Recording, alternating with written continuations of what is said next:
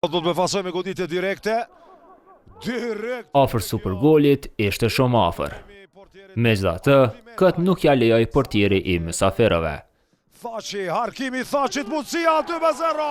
Pavarësisht kësaj, Armen Thaçi nuk mbeti pa lënë gjurmë në fituarën 3-0 të Gjilanit ndaj Suarekës në xhirun e 31 të Superligës së Kosovës në futboll.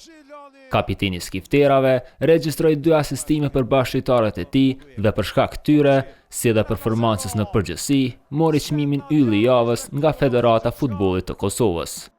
Është çmim ekipor për shkak se pandimin e bashkëtarëve nuk kisha mujt me fitu këtë çmim, edhe ky çmim është edhe nuk është vetëm për Armenin, por është për klubin e Gjilanit, për gjithë futbollistët që kemi marrë pjesë në ndeshje edhe kemi fituar ndeshjen me shumë merit. Ansori tregon rëndësinë e 3 pikave të fituara.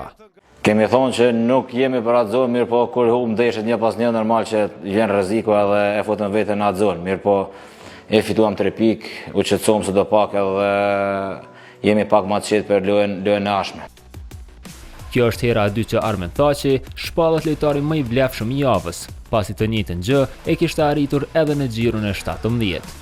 Ndërsa në përgjithësi në këtë sezon, kjo ishte hera e 4 që një lojtar i Gjilanit e fiton këtë epitet, pasi krahas Thaçit, yllin e javës e ka fituar edhe Robert Rahmani, Kenan Haxhi Hamza dhe Senad Jarović.